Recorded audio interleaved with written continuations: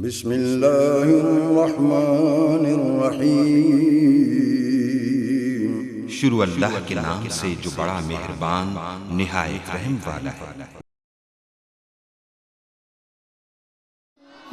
رب کو پیارے رب راضی ہے نہاتے، ان رب کو پیارے رب راضی ہے نہاتے، ایویں پیر چوم دے اسی اللہ والیاں دے، ان رب کو پیارے رب راضی ہے ناتے، ایویں پیر چوم دے اسی اللہ والیاں دے، ان رب کو پیارے خالق دی کل خدائی اے اناد بادشاہی، خالق دی کل خدائی اے اناد بادشاہی، جو چاو دے کر دے اے دین دے سپاہی، جو چاو دے کر دے اے دین دے سپاہی۔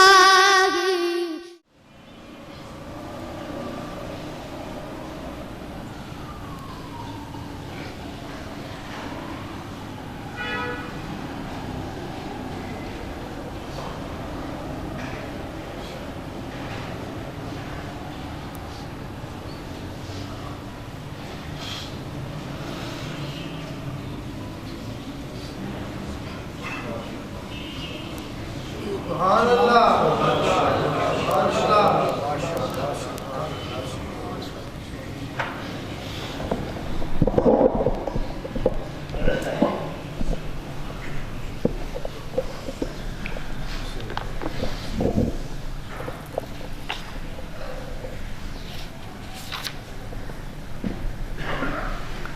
الحمد لله نحمده ونستعينه ونستغفره ونؤمن به ونتوكل عليه ونعوذ بالله من شرور أنفسنا ومن سيئات أعمالنا، من يهده الله فلا مضل له ومن يضلل فلا هادي له، ونشهد أن لا إله إلا الله وحده لا شريك له، لا نظیر له ولا مثیل له ولا عدیل له ولا غیر له، سرمدی ابدی ازلی دہری دیمومی، لا اول له ولا آخر له، ونشهد أن سيدنا وسندنا وحبيبنا وحبيب ربنا وملجأنا ومأوانا محمدا عبده ورسوله، اللهم صل على سيدنا محمد وعلى آل سيدنا محمد وبارك وسلم صلاة دائمة مقبولة تؤدي بها عنا حقه العظيم، اللهم صل على سيدنا محمد صلاة تنجينا بها من جميع الأحوال والآفات، وتقضي لنا بها جميع الحاجات، وتطهرنا بها من جميع السيئات، وترفعنا بها أعلى الدرجات، وتبلغنا بها أقصى الغايات من جميع الخيرات في الحياة وبعد الممات، إنك على كل شيء قدير۔ أما بعد فأعوذ بالله من الشيطان الرجيم، بسم الله الرحمن الرحيم، إن الله وملائكته يصلون على النبي، يا أيها الذين آمنوا صلوا عليه وسلموا تسليما، اللهم صل وسلم على رسولك الكريم وآله الطاهرين، رب اغفر وارحم وأنت خير الراحمين، اللهم صل وسلم على رسولك الكريم وعلى الطاهرين أنت خير الراحمين. اللهم صل وسلم على رسولك الكريم وعلى الطاهرين رب اغفر وارحم وأنت خير الراحمين. أعوذ بالله من الشيطان الرجيم. بسم الله الرحمن الرحيم. ووصينا الإنسان بوالديه حملته أمه وهنا على وهن وفصاله في عامين أن اشكر لي ولوالديك إلي المصير. صدق اللہ العظیم. آپ کو یاد ہوگا کہ گزشتہ جمعے اور اس سے بھی پیوستہ جمعے میں نے اسی رکوع کی تلاوت کا شرف حاصل کیا تھا. یہ حضرت لقمان حکیم اپنے بیٹے کو نصیحتیں کر رہے ہیں اور ان کی نصیحت ابھی مکمل نہیں ہوئی. اللہ تعالیٰ نے اپنی طرف سے کچھ ارشادات فرمائے ہیں. مجھے تو ایسا معلوم ہوتا ہے کہ چونکہ والدین کے حقوق کا ذکر تھا جو اللہ نے فرمایا، تو حضرت لقمان حکیم نے اپنے بیٹے کو اپنے حقوق نہیں بتائے. یہ بھی ایک قسم حیا کی ایک قسم ہے. مثلا میں اپنے حقوق آپ کو نہیں بتاتا،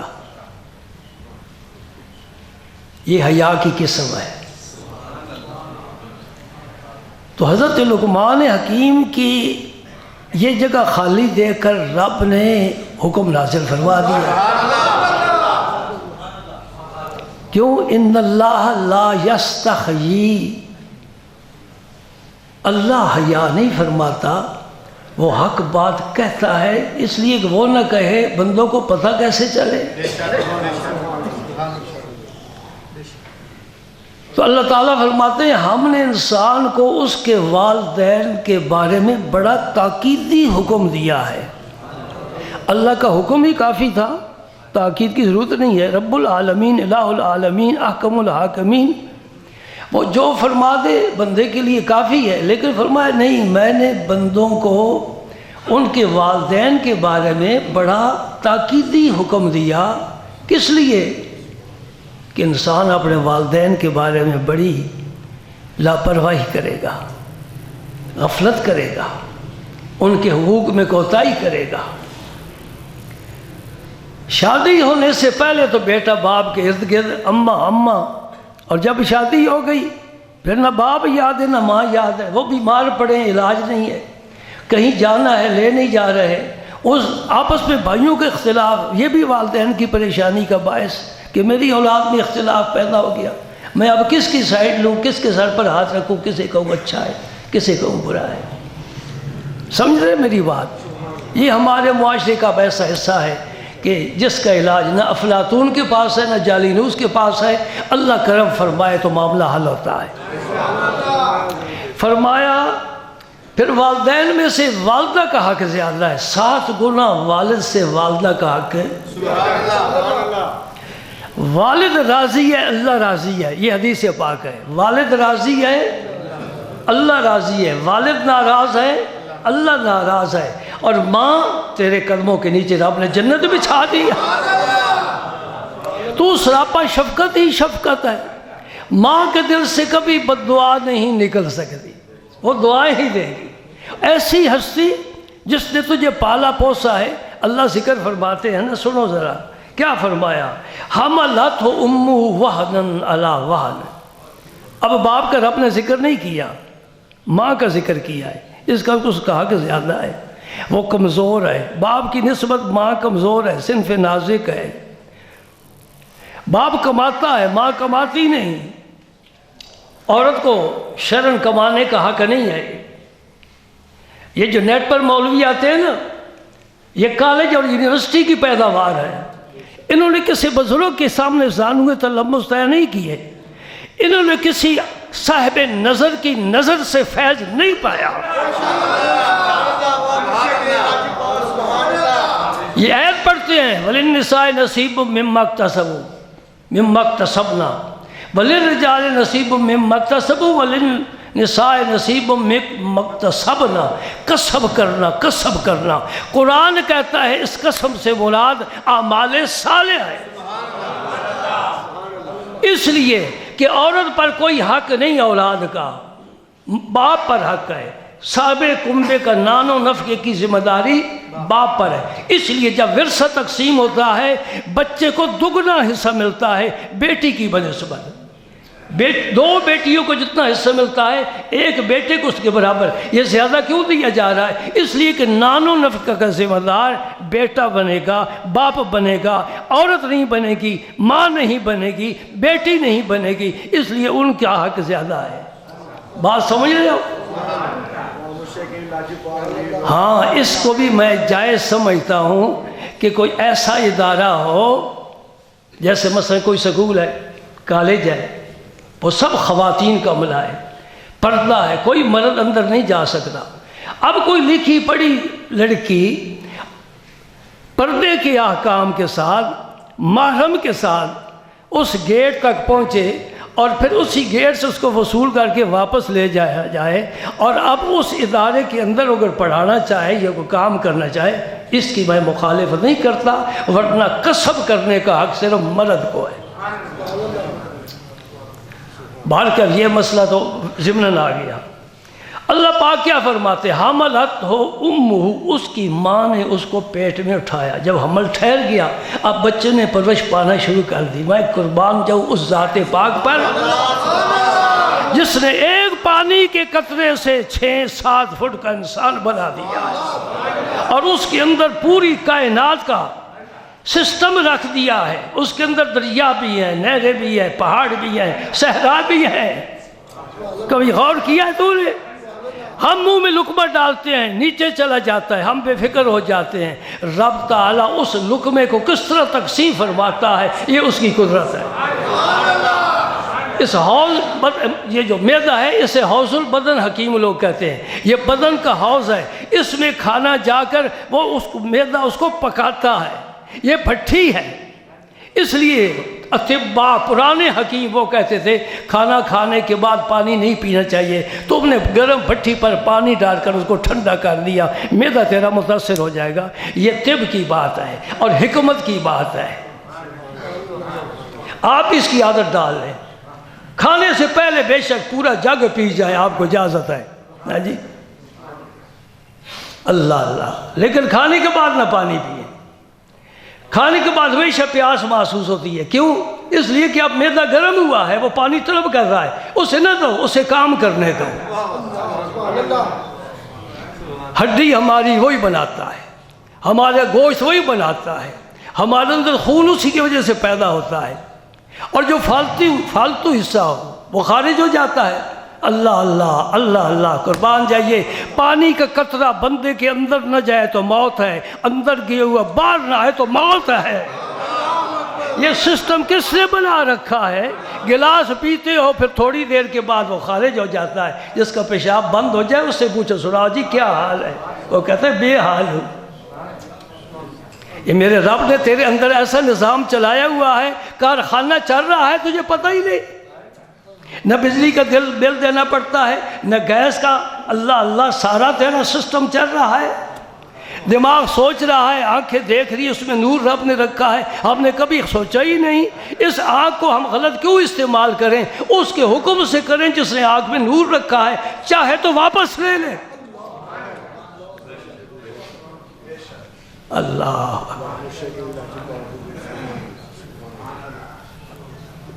ذہن میں بڑی باتیں آتی ہیں، لیکن کہتا ہوں یہ قرآن ہے، اس کو نہ چھوڑیں۔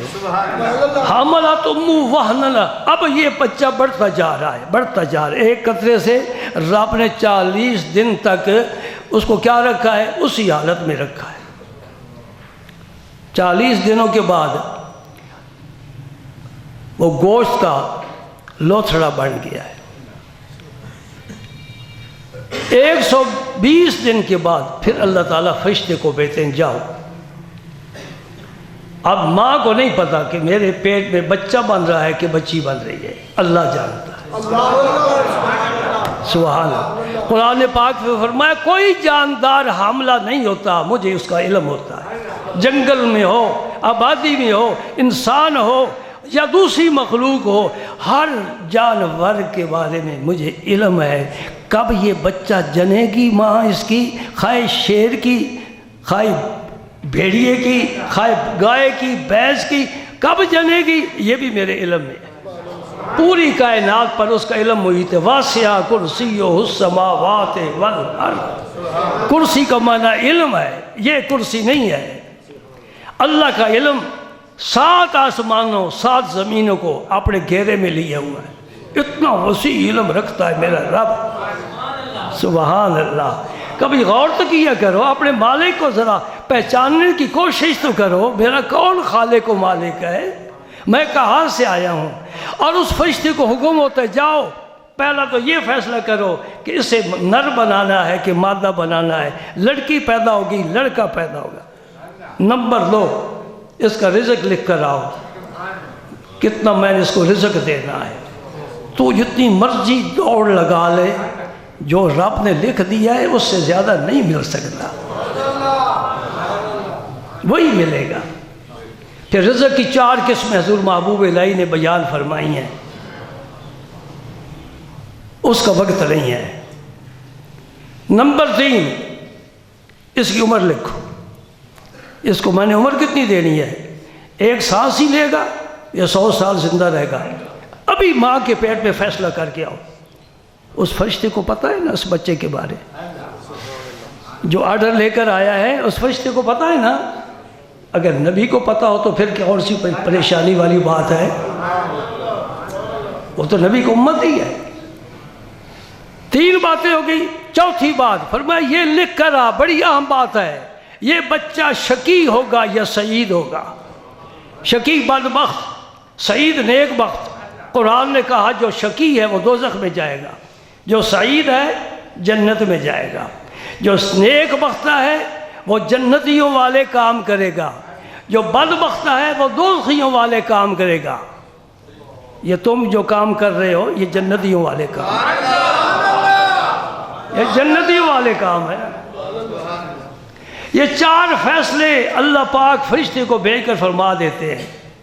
اب وہ وزن بڑھتا جا رہا ہے، ماں بوجھ اٹھا رہی ہے، اور یہ ہفتے کی بات نہیں ہے، 2 ہفتے کی بات نہیں ہے، مہینے کی بات نہیں ہے، پورے 9 ماہ تک ماں نے اس بوجھ کو اٹھانا ہے۔ اب وہ ماں کمزور سے کمزور تر ہوتی جا رہی ہے، اور سب سے بڑا مرحلہ عورت پر وہ ہوتا ہے جب بچے کی ولادت ہوتی ہے۔ ثم السبیل یسرہ، رب فرماتے ہیں اگر میری رحمت نہ ہو وہ ماں بچہ جان سکتی ہی نہیں ہے، اس وقت بھی میری رحمت کام کرتی ہے۔ ثم السبیل یسرہ، میں راستہ آسان کر دیتا ہوں۔ توجہ فرما رہے کہ نہیں؟ میرا رب کہاں کہاں تیرے ساتھ ہے، وہ معکم اینما کنتم واللہ بصیر بما تعملون۔ ابھی پیدا نہیں ہوا، تیرے رب کی اس وقت نظر تجھ پر ہے۔ سبحان اللہ۔ اب بچہ پیدا ہوا، اب اس کی پرورش کا وقت آ گیا۔ یہ خون جگر پلاتی ہے ماں سینے سے لگا کر، سینے پر سلاتی ہے، گندگی اس کی وہی دھوتی ہے اپنے ہاتھوں سے، ذرا کراہت نہیں آتی۔ اے استاد جی کا گندا کپڑا دھونا ہو نا شاگرد کراہت کرے گا، لیکن ماں کراہت نہیں کرتی کہ اس بچے کا اگر گندے کپڑے میں نہ دھوں تو اور کون دھوگا، اپنے ہاتھوں سے دھوتی۔ کتنا تجھ پر اس کا حق ہے۔ اب تو جوان ہو گیا ہے، وہ بوڑھی ہو گئی ہے، تیرے باپ کے وسائل ختم ہو گئے، تیرے وسائل ہیں، اب تو نے پوچھتا ہی نہیں ہے۔ یاد رکھ لے کل جب تجھ پر یہ وقت آئے گا تیری اولاد تیرے ساتھ یہی سلوک کرے گی۔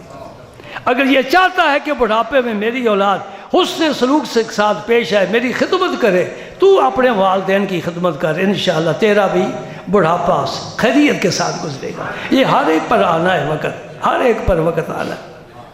اللہ پاک فرماتے ہیں اس کمزوری کے بعد وہ فصالہ فی عامین، 2 سال تک دودھ پلایا ماں نے، 2 سال تک۔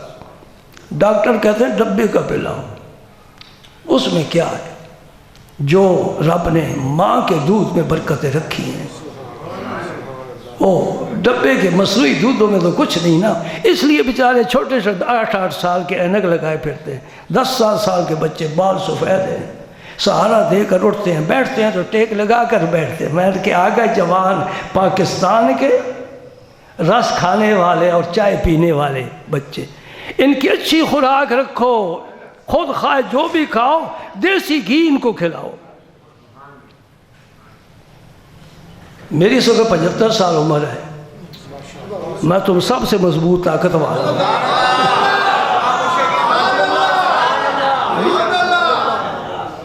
میں نے دیسی گھی کھایا ہے، الحمدللہ الحمدللہ۔ اور کھا کر پیر فضل شاہ صاحب جلال پور شریف والے، انہیں فالج ہو گیا تھا، حکیموں نے کہا تھا کہ مرغ کھایا کرو، دیسی مرغ۔ یہ نامراد اس وقت پیدا ہی نہیں ہوا تھا، یہ جو تمہارے پیٹ میں ہے نا، یہ پیدا ہی نہیں ہوا تھا، بڑا اچھا زمانہ تھا وہ۔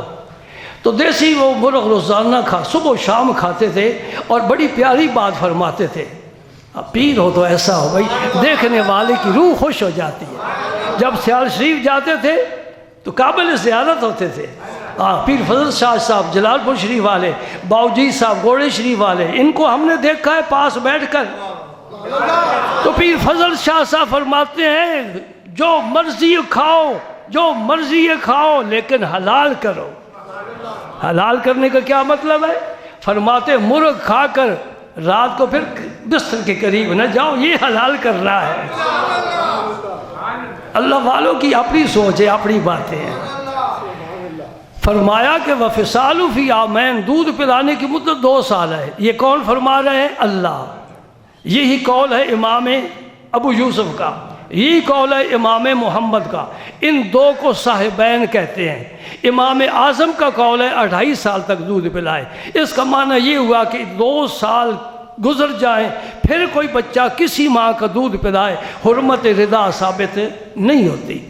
2 سال کے اندر پی لے، حرمت رضا ثابت ہے۔ سمجھ گئے؟ نہیں سمجھے؟ نہیں، میں تمہیں کچھ سمجھانا چاہتا ہوں۔ ماشاءاللہ مفتی صاحب تشریف فرمائے، عالم ہیں، ہمارے دارالعلوم کے صدر مدرس ہیں، ان کی موجودگی میں بات پھر ایسی تو میں اگر کروں گا تو انہیں میں اختیار دیتا ہوں کھڑے ہو جاؤ، کہہ دو غلط کہہ رہا ہے، اگر صحیح ہو نہ اٹھے تو سمجھو صحیح کہہ رہا ہوں۔ ایک نیا مسئلہ بتانا چاہتا ہوں۔ 2 سال کے اندر اندر بچہ کسی بھی ماں کا دودھ پی لے تو حرمت رضا ثابت ہو۔ کیا مطلب؟ وہ اس کی ماں بن جاتی ہے، اس کا شوہر اس کا باپ بن جاتا ہے، اس کی بیٹی اس کی بہن بن جاتی ہے، اس کا بیٹا اس کا بھائی بن جاتا ہے۔ وہ بالکل اسی طرح ہے جس طرح اپنے ماں باپ کا حقیقی بیٹا ہے، اس طرح رضا میں وہ حقیقی بیٹے کی طرح اب سارے حقوق پا گئے۔ لیکن اگر 2 سال گزر جائیں، بچہ 3 سال کو ہو جائے، 5 سال کو ہو جائے، پھر دودھ کسی عورت کا پیے، پھر رضا ثابت ہوگا؟ نہیں، میں ثابت کر کے بتاتا ہوں۔ یہی بات تو میں کرنے کے لیے رک گیا ہوں نا۔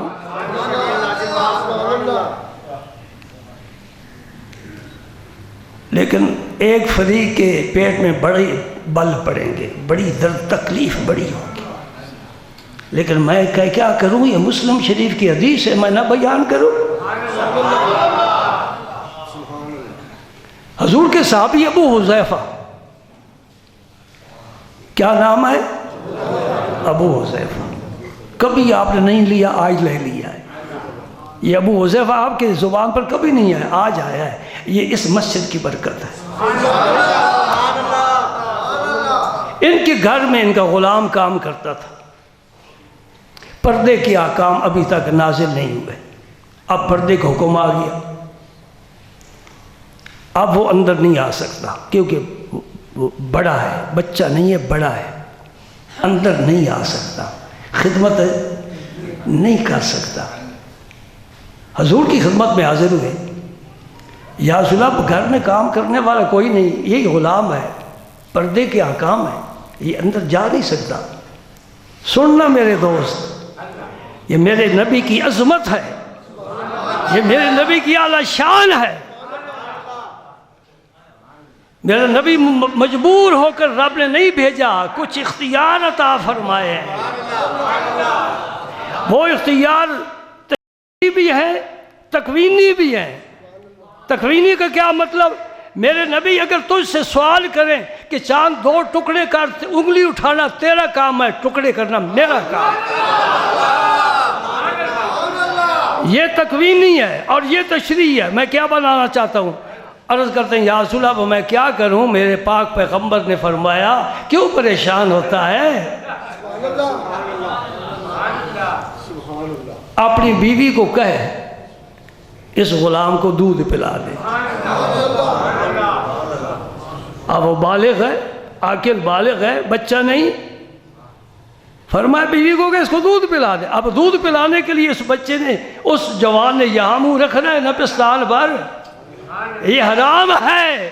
میرا نبی فرما رہے اجازت ہے۔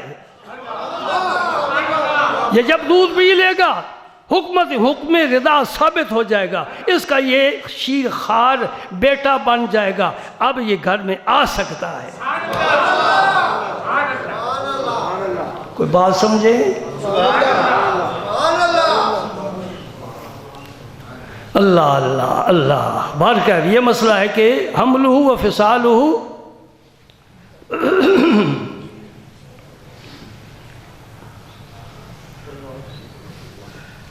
2 سال حکم رضا ہے۔ پھر فرمایا نشکر لی والدیک، میرا شکر بھی کر۔ اللہ فرماتا ہے میرا بھی شکر کر، اپنے والدین کا بھی شکر ادا کر۔ اور یہ حدیث پاک ہے من لم یشکر الناس لم یشکر اللہ، جو بندوں کا شکر نہیں کرتا وہ اللہ کا بھی شکر نہیں کرتا۔ میں مطالبہ نہیں کرتا لیکن میری اس خدمت کا تم پر شکر واجب ہے، بے لوث خدمت ہے اور ہر جمعے کو ہے، اور کبھی میں ناغہ نہیں کرتا الحمدللہ۔ بخار ہو پھر بھی ممبر پر بیٹھ جاتا ہوں، اللہ سے دے دیتا ہے۔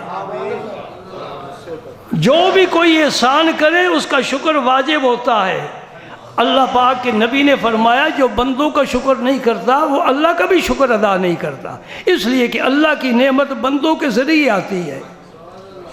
اللہ کی نعمت براہ راست اوپر سے رب نہیں گراتا، اپنے بندوں کے ذریعے لوگوں کو اپنی نعمت عطا فرماتا ہے، لہذا بندوں کا بھی شکر ادا کرو۔ یہی وہ آیت تھی جو حضرت باجید بستامی کی زندگی کا رخ بدلنے کے لیے کافی ہو گئی۔ آپ جب استاد کے پاس پہنچے نا اور قرآن پاک پڑھتے پڑھتے اس آیت پر پہنچے انشکر لی والدیک، میرا بھی شکر ادا کر اور اپنے والدین کا بھی شکر ادا کر۔ سبق پڑھ کر گھر گئے، والد انتقال فرما چکے تھے، والدہ صاحبہ سے کہتے ہیں اماں جی میں 2 کا شکر نہیں ادا کر سکتا، یا رب سے معافی مجھے لے کر دے دو یا اپنا حق معاف فرما دو، میں کمزور ہوں، میں 2 کا شکر ادا نہیں کر سکتا۔ اماں جی نے کہا بیٹا میں رب سے تو معافی مانگ نہیں سکتی، البتہ اپنا حق میں معاف کر سکتی ہوں، جاؤ اللہ کے حوالے۔ ہم بھی بلندیوں کے طلبگار تو ہیں لیکن قوت اپنی نہیں رکھتے۔ ہائے ہائے سنو، ہائے اس طائر مجبور کی حسرت جس کو ذوق پرواز تو ہو مگر طاقت پرواز نہ ہو۔ اڑنا چاہتا ہے لیکن اس کے پاس اڑنے والی طاقت نہیں ہے۔ ہمارے دلوں میں میری شوق انگڑائیاں لیتا ہے کہ ہم بھی اوپر جائیں، لیکن ہمارے پاس پر نہیں ہے اوپر جانے والے۔ باجید بستامی گھر سے نکل گئے، والدہ نے رخصت کر دیا، بیٹا جاؤ صالحین کی صحبت اختیار کرو اور علم دین حاصل کرو۔ 2 باتیں فرمائی، بیٹا جاؤ علم دین حاصل کرو اور صالحین کی، کوئی بھی علم دین حاصل کرنے والا صالحین کی صحبت سے مستغنی نہیں ہو سکتا۔ اگر صالحین کی صحبت سے محروم ہے وہ دنیا کے لیے فتنے کا باعث ہے۔ یہ مولوی نے جو فتنے برپا کیے ہوئے ہیں یہ وہ مولوی ہیں جو صالحین کی صحبت سے محروم ہے۔ اگر کسی صالح کی صحبت میں 1 سال 2 سال بھی گزارے ہوتے انشاءاللہ اس کا قبلہ درست ہو جاتا ہے۔ پھر بڑے کمال حاصل کیے. اب میں تفصیل نہیں بتاتا حضرت بایزید بسطامی کی. جب کمال حاصل کر کے واپس آئے کہ اماں جی کو میں جا کر سلام کروں، دروازے پر آئے، دروازہ بند تھا، دستک دی، میں پوچھا کون ہے؟ فرمایا بایزید ہے. ماں کو خوش ہو کر دروازہ کھولنا چاہیے تھا. اماں جی فرماتے ہیں بیٹا میں تجھے اللہ کے حوالے کر چکی ہوں، اب تیری میری ملاقات بس قیامت کو ہی. ہم کچے فیصلے نہیں کرتے، پکے فیصلے کرتے ہیں. سبحان اللہ.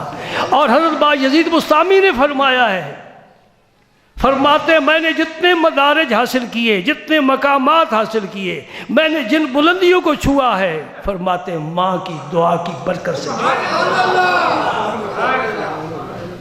یہی بات میں سمجھانا چاہتا تھا. سبحان اللہ. الیہ المصیر. لیکن ایک مسئلہ اور بھی ہے. وَإِن جَاهَدَاكَ عَلَىٰ أَن تُشْرِكَ بِي مَا لَيْسَ لَكَ بِهِ عِلْمٌ فَلَا تُطِعْهُمَا. ایک طرف ہے والدین کا حکم، ایک طرف ہے اللہ کا حکم، دونوں آپس میں متصادم ہیں. اب کیا کیا جائے؟ اللہ پاک فرماتے ہیں چھوڑ دے ماں باپ کو، میرا در نہ چھوڑے گا. فلا تطیعہما، ان کی اطاعت نہ کرنا. کسی نے خاطی بنوا لیا جوان نے مولوی صاحب کی صحبت میں بیٹھ کر، تو ماں کہتی ابھی تیری شادی کرنی ہے تو رشتہ کوئی نہیں دے گا. وہ کہتا ہے میرے نبی کی بات ماننا، اس کی نہ ماننا. یہ ساری رات کہ میرے پاؤں دو بات چل جائے، یہ کہ مجھے اس بازار سے یہ چیز خرید کر دو، آ کر دو. بیٹا جو کچھ کمائیے میرے سامنے رکھ دو، لیکن جب میرے معاملے میں بات کرے گی، خواہ ماں ہو خواہ باپ ہو، ان کی بات نہیں مانی جائے گی. لا طاعۃ لمخلوق فی معصیۃ الخالق. رسول کریم رؤوف الرحیم صلی اللہ علیہ وسلم نے فرمایا جس کام میں اللہ کی نافرمانی ہو، اللہ کے علاوہ کسی کی اس بات میں اطاعت سمجھ گئے. ایک بڑا پیارا واقعہ، بس وہی عرض کر کے پھر اجازت چاہوں گا. ابھی سلسلہ جاری ہے. اسلام پھیل گیا، مشرق مغرب میں روشنی پھیل گئی. میرے پاک پیغمبر نے دعویٰ کر دیا نبوت کا. مکے میں ہلچل مچ گئی. کوئی سوچنے لگ گیا، کوئی آ بھی گئے. ان آنے والوں میں سعد بن ابی وقاص بھی ہے. یہ بڑے جلیل القدر صحابی ہیں، بڑے قداور ہیں. حضرت سعد بن ابی وقاص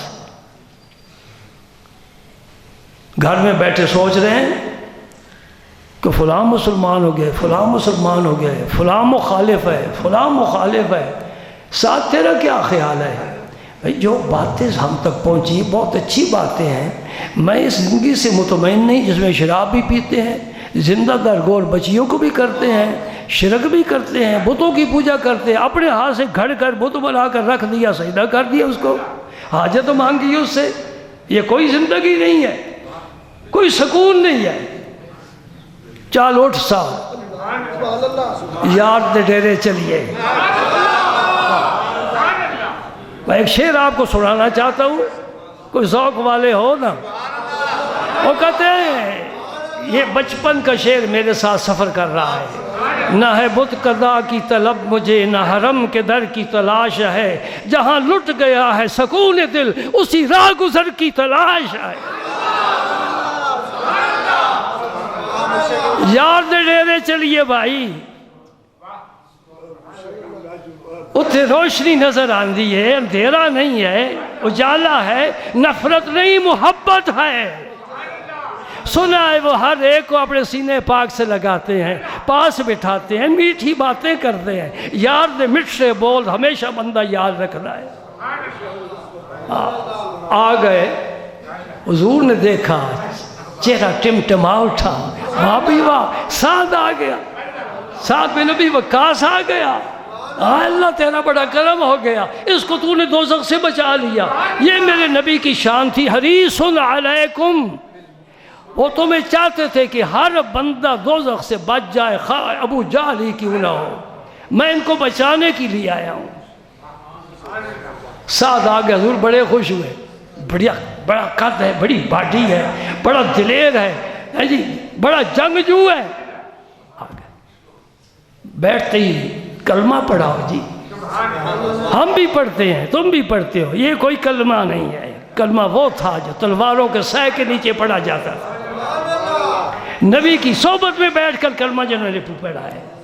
ہم کروڑ دفعہ بھی لا الہ الا اللہ کا ذکر کریں، خدا کی قسم جو بلال نے ایک دفعہ لا الہ الا اللہ کہا ہے اسے نہیں پڑھ سکتا۔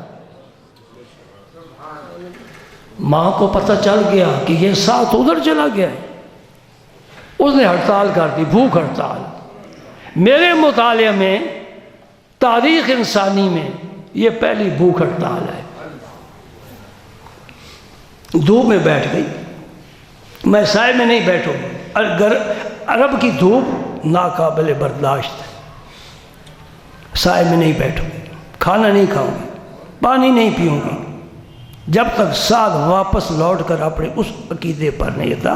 امتحان ہے، ہم ان امتحانوں سے ایک کنارے پر رہتے ہیں، ہم پر امتحان آئے ہیں، ہم نہ برداشت کر سکے۔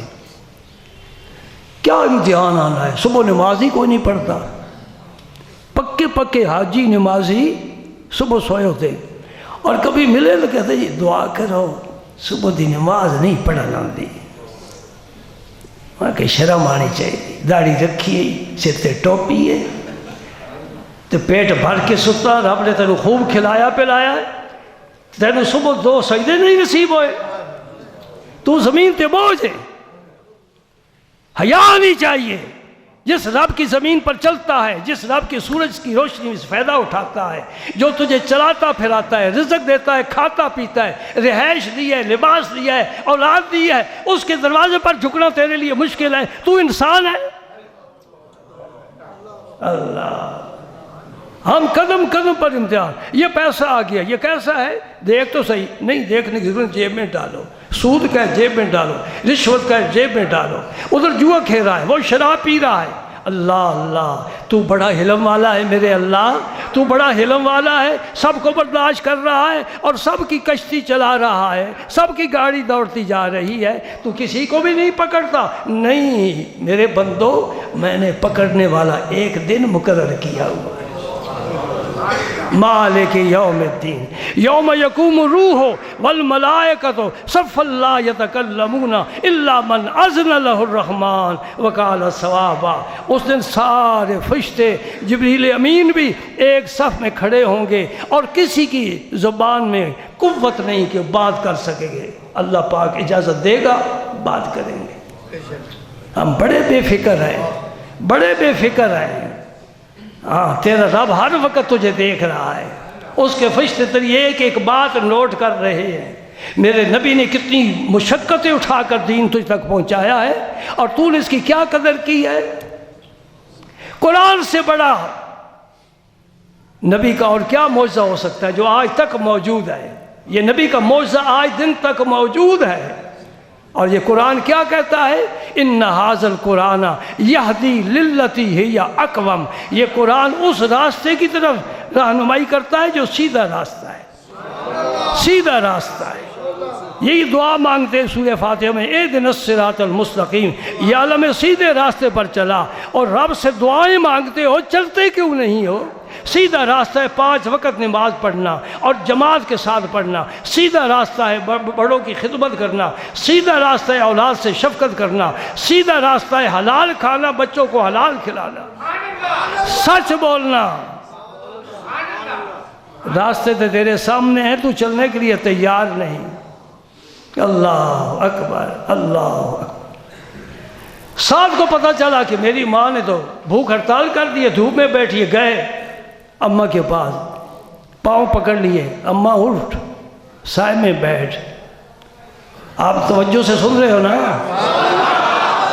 اٹھ اماں، اماں اٹھ، دھوپ میں نہ بیٹھ، سائے میں بیٹھ، میں کھانا کھلاتا ہوں، پانی ٹھنڈا پلاتا ہوں۔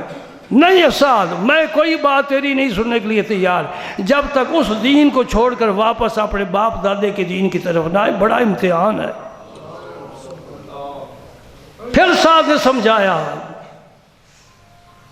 ماں کہتی ہے میں مر جاؤں گی دھوپ میں بیٹھ کر، بھوکی مر جاؤں گی، لیکن میں احتجاج کروں گی کہ میں نے بیٹے کو جنم دیا ہے، پالا پوسا ہے، اب بڑا ہو گیا ہے، اب میری بات نہیں مانتا۔ اب ماں یہ باتیں ماننے والی نہیں ہے، وہ اللہ کا سچا نبی ہے، میں اسے مل کر آیا ہوں، اب میں اس کو چھوڑ نہیں سکتا۔ کیا بات ہے۔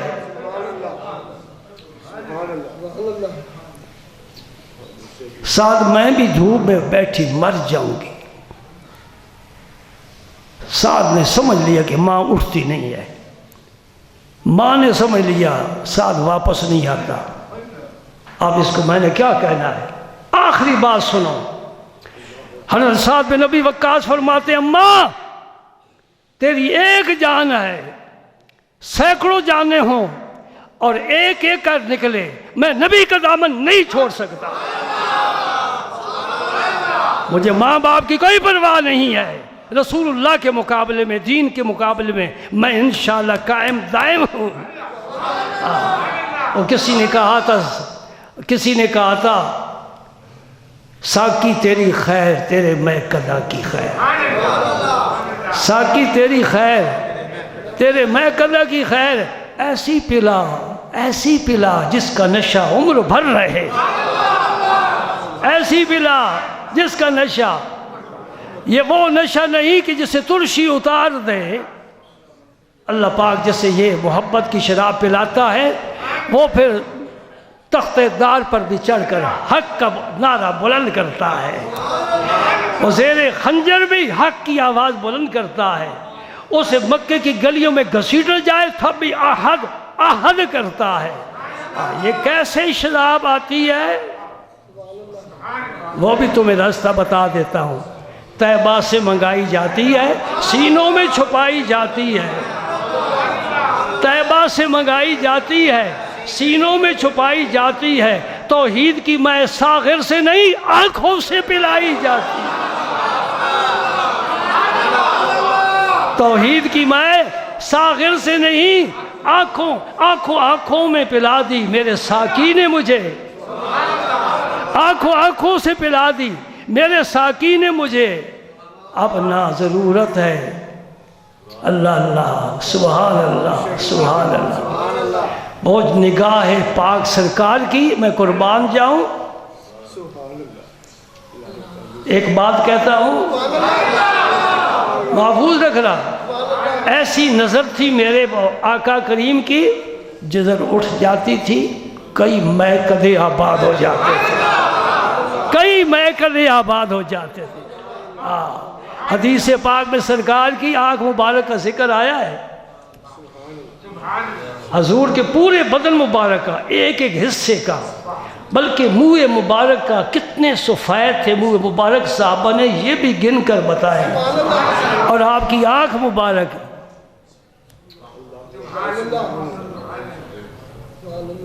اقبال نے پیش کیا ہے نذرانہ، شاد باش اے چشم مست مصطفیٰ، شاد باش اے چشم مست مصطفیٰ، شد اسیر این قضا میرے قضا، شد اسیر این قضا میرے قضا۔ یہ اقبال کلندر ہے نا، کلندر ایسی باتیں بے باکانہ کہہ جاتا ہے۔ آپ کی آنکھ مبارک کے بارے میں صرف ایک بات کہوں گا، اللہ کرے اللہ تعالیٰ قبول فرما لے۔ آپ کی آنکھ کی سفیدی بہت زیادہ سفید تھی، یہ حدیث ترمذی میں آتا ہے، شمائل ترمذی میں حضور کی آنکھ مبارک کی سفیدی جو تھی نا بہت زیادہ سفید تھی، اور سیاہی بہت زیادہ سیاہ تھی، اور جب سفیدی حد پر ہو اور سیاہی بھی حد پر ہو، دونوں کا امتزاج ہو، پھر دیکھنے والا کدھر جائے، پھینکنے والا پھر کدھر جائے؟ انہیں کیا ضرورت ہے تیر و کماں کی، نظر سے اڑائیں جو دل کا نشانہ۔ اس آگ کو جنہوں نے دیکھا ہے، ایک دفعہ دیکھا ہے، ساری زندگی آنکھیں ان کے سامنے نیچی ہی رہی ہیں۔ اور اس میں ایک دوسری بات بڑی پیاری انہوں نے فرمائی، وہ بہت اعلیٰ ہے۔ فرماتے سفیدی میں سرخ ڈورے تھے، دیکھنے والے نے بھی حد کر، اس سفیدی میں سرخ ڈورے تھے۔ خدا کی قسم اس سے زیادہ حسن نہیں ہو سکتا۔ آخر رب اپنا محبوب بنا رہا ہے، اور رب نے اپنے محبوب پر اپنا سارا فن خرچ کر دیا ہے۔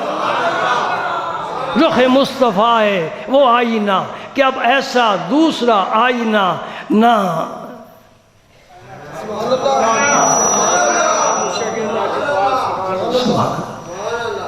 بس دوستو یہ دعا کیا کرو، یہ آخری میری بات، یہ دعا کیا کرو مولا کریم ہمیں دین اسلام پر استقامت نصیب فرما۔ یہ بڑا قیمتی تحفہ رب نے ہمیں دیا ہے، آغوش مادر سے ہم لے کر آئے ہیں، محنت کے بغیر ملا ہے۔ اس کی قدر کریں، اس کے اصول سمجھیں، اسلامی تعلیمات پر عمل کی کوشش کریں، اور دعا مانگا کرو اللہ پاک نفس اور شیطان کے شر سے بچائے۔ دعا مانگا کرو اللہ تعالیٰ اپنی اور اپنے حبیب کریم کی محبت نصیب فرمائے۔